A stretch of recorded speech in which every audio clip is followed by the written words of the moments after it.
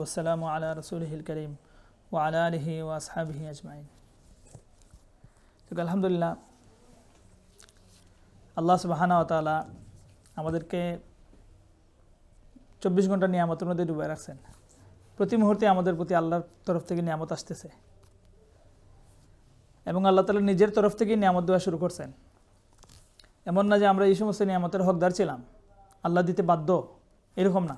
তো আল্লাহ তাআলা আমরা এই প্রতি মুহূর্তে আমরা প্রতি নিয়ামত পাঠাই না। যখন বান্দা আল্লাহর প্রতি নাফরমানি করে ওই সময় আল্লাহ তাআলা নিয়ামত বন্ধ করে না। বান্দা যখন আল্লাহর কুফর করে, শিরিক করে, ওই সময় আল্লাহ তাআলা নিয়ামত বন্ধ করে না। এবং বান্দা কোনো ধরনের হকদার হওয়া ছাড়াই আল্লাহ তাআলা নিয়ামত দেওয়া শুরু করছেন এবং বান্দার কোনো চাওয়া ছাড়াই। আমরা আল্লাহ তাআলার কইছি না যে আমরা আশরাফুল মাখলুকাত বানাইতে হইব, আল্লাহর সবচেয়ে শ্রেষ্ঠ মাখলুক বানাইতে হইব, এর বাদে আল্লাহ তাআলা বানাইছেন। আমরা আল্লাহ তাআলার কইছি না যে আমি দেখবার লাগি চোখ লাগবো, শুনবার লাগি কান লাগবো, বুঝবার লাগি অন্তর লাগবো। না চাওয়া সত্যিই আল্লাহ তাআলা এগুলো দিয়েছেন।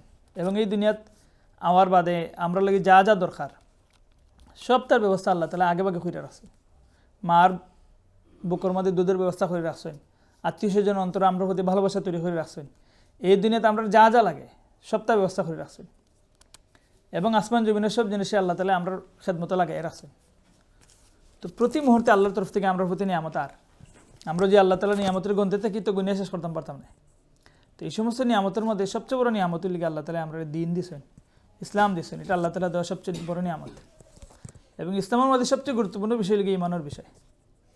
ইমান ছাড়া কোনো আমলই গ্রহণযোগ্য না এবং ইমান ছাড়া কোনো আমলের উপরে আল্লাহ তাআলার যে ওয়াদা আছে এই ওয়াদা পুরা হইতে না।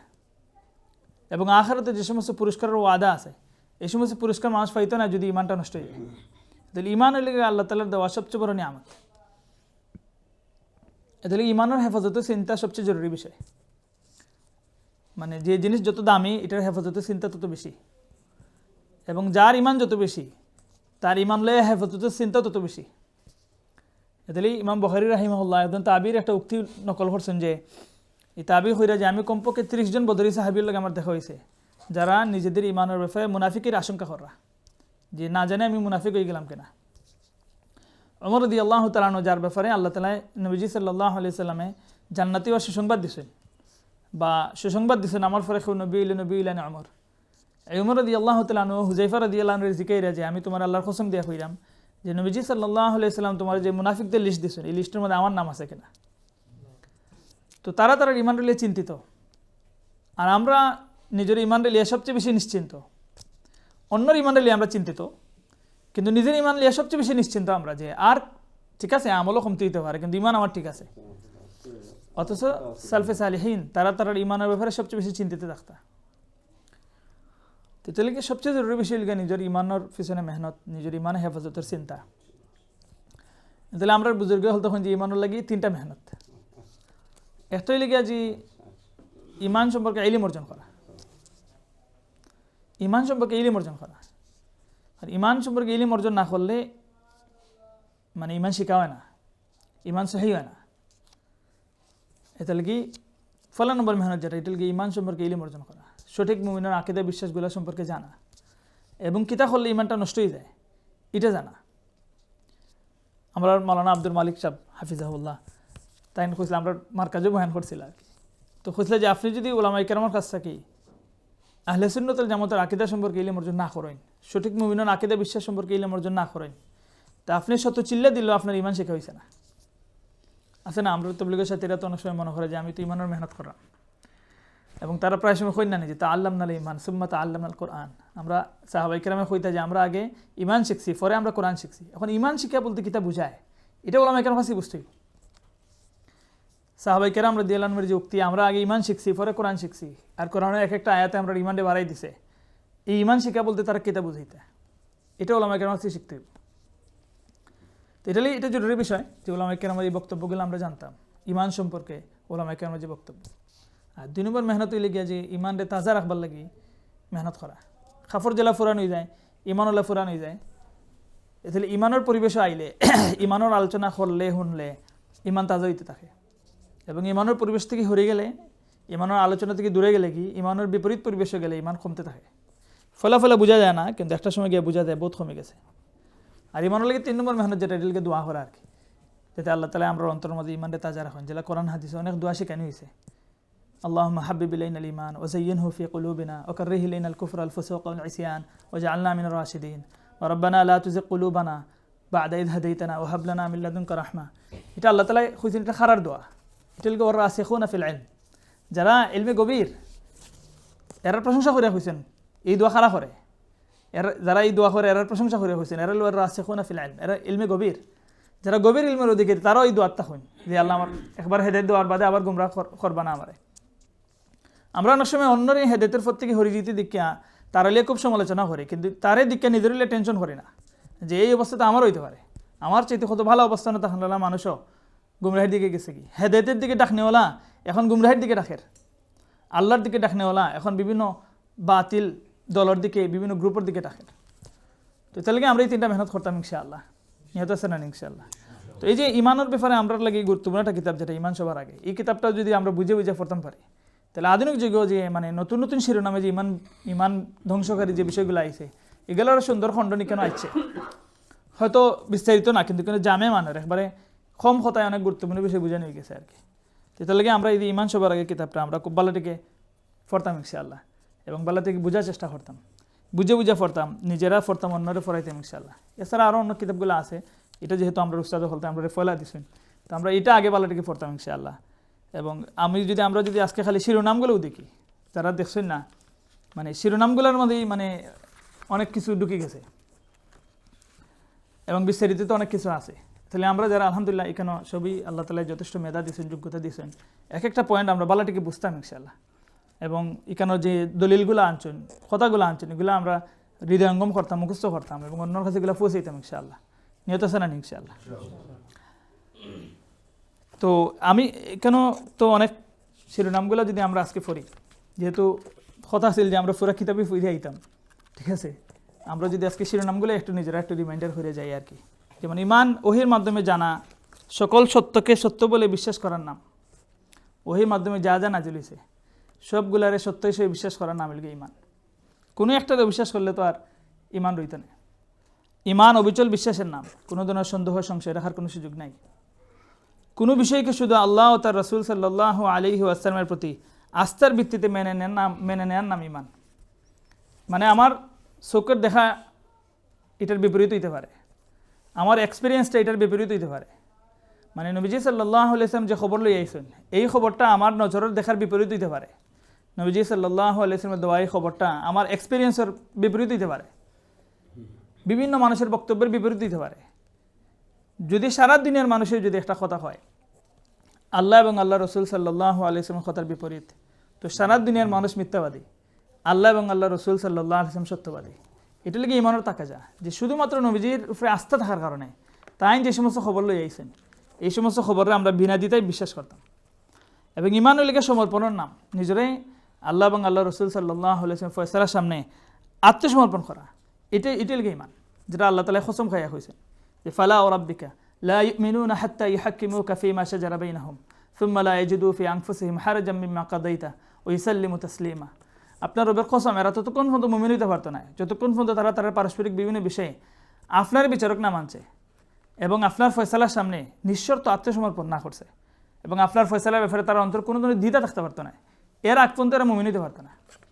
তো ইমানটা ওই লিগে পুরাপুরি আত্মসমর্পণের যে বিষয়টা।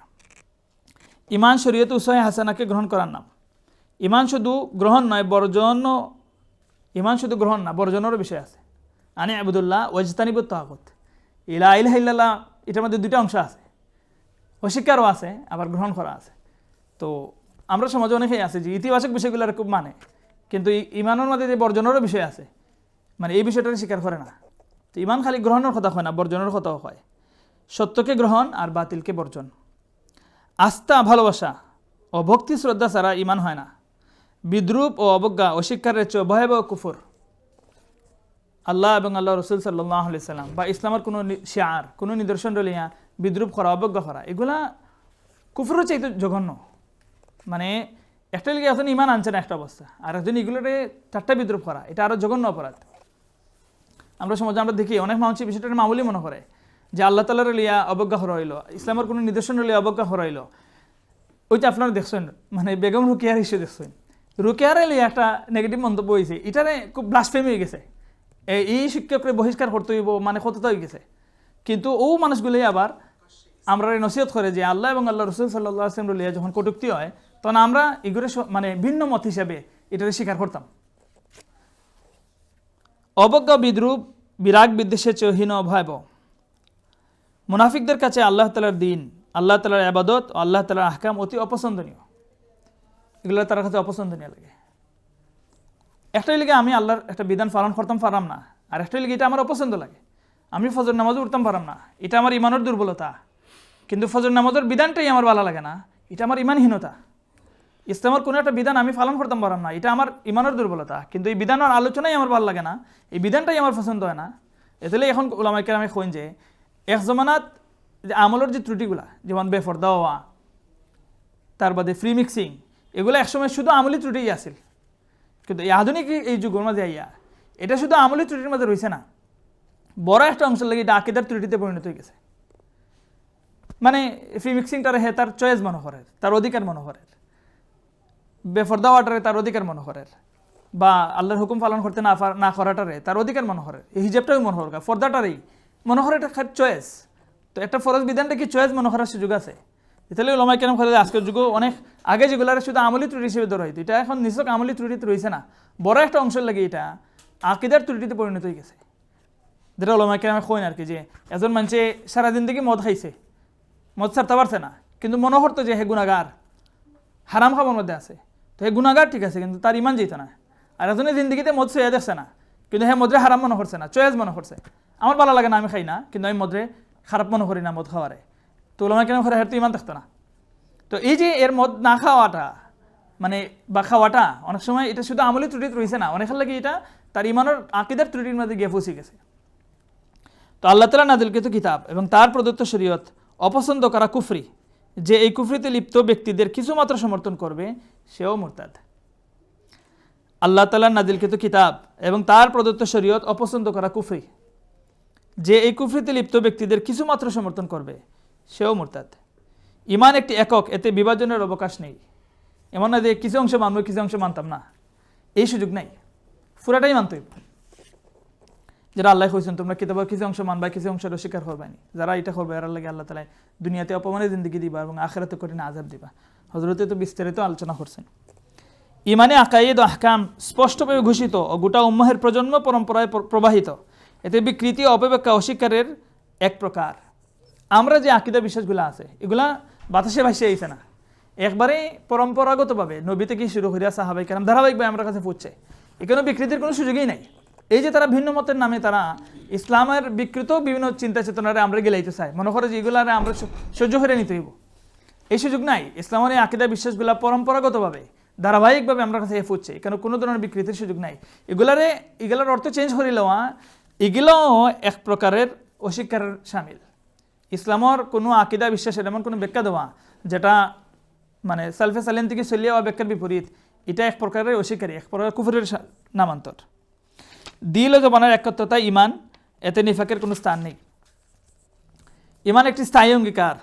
ইরতিদাদ সাধারণ কুফরের চেয়ে ভয়াবহ কুফর, এজন মানুষ ইসলাম গ্রহণই করছে না, এর চাইতে ভয়াবহ কুফর লিগে কেউ মুসলমান হওয়ার বাধে আবার ইসলাম দিয়ে বাড়িয়ে যাওয়া, মুরতাদ হয়ে যাওয়া, এটা নর্মাল কুফরের চাইতে ভয়ঙ্কর কুফর। ইমানের সবচেয়ে বড় রুকুন তাওহীদ, শিরিক মিশ্রিত ইমান আল্লাহ তাআলার কাছে ইমানই নয়। আমরা এখন এই সেকুলার সমাজের মধ্যে আমরা এমনভাবে ইসলামটা মানতাম চাই যাতে আল্লাহ খুশি তখন শয়তানও নারাজ না হয়, মানে এমনভাবে আমরা ইসলাম মানতাম চাই যাতে সব কুল রক্ষা থাকে, আল্লাহও ভালো লাগে, মূর্তিও ভালো লাগে, ঈদও ভালো লাগে, পূজাও ভালো লাগে, মসজিদও ভালো লাগে, মন্দিরও ভালো লাগে, সবটারে আমরা একটা। অথচ দিন আমরা এই দিনে হানিফ, এখানেও মিক্সাপের কোনো সুযোগ নাই, এখানেও কোনো মিক্সাপের সুযোগ নাই। ইমানের দাবি মুআলাত ও বানাত ইমানের ভিত্তিতে হবে, বন্ধুত্ব এবং দুশমনী এটা ইমানের ভিত্তিতে হইব।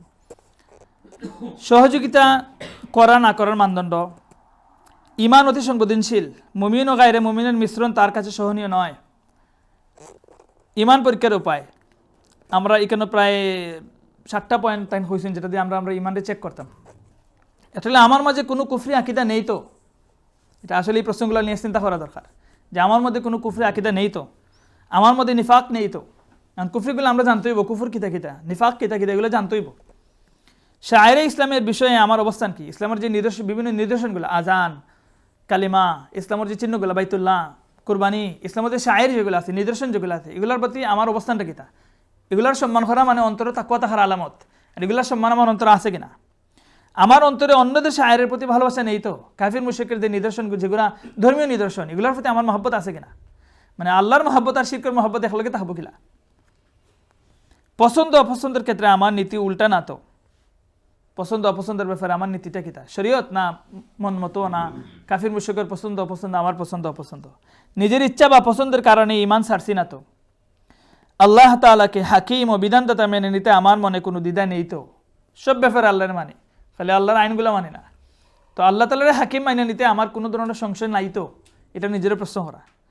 এবং আমি সাবিলুল মুমিনিন থেকে বিচ্যুত হচ্ছে কিনা, মুমিনদের যে অনুষ্ঠিত পথ, যেটা নবী সাহাবী থেকে ধারাবাহিকভাবে আমরা কাছে চলিয়ে আইছে, মুমিনদের সর্বস্বীকৃত পথ যেটা, এটা থেকে আমি বিচ্যুত হইলাম কিনা? নয়া নয়া চিন্তার নামে, আধুনিক আধুনিক ব্যাখ্যার নামে আমি মুমিনদের সর্বস্বীকৃত চিন্তা থেকে বিচ্যুত হইলাম কিনা? দল ও দলনেতা আখিরাতে কাজে আসবে না, তওবার দরজা খোলা আছে। তো আমরা নিয়ত করি ইনশাআল্লাহ, যেহেতু এই সপ্তাহে আমরা ফর হয়েছে না, আগামী সপ্তাহে আমরা নিজেরা ফিরে আইম ইনশাআল্লাহ। বালাটিকে ফিরে আইম, নোট করিয়া আইলে বালা, যেহেতু হুজুর তারা আগামী সপ্তাহে তো আমরা আবার জিকেইবা, প্রত্যেকে নোট করিয়া আইলে ইনশাআল্লাহ আল্লাহ তাআলা আমরা আমার কর্তব্য দান করুন।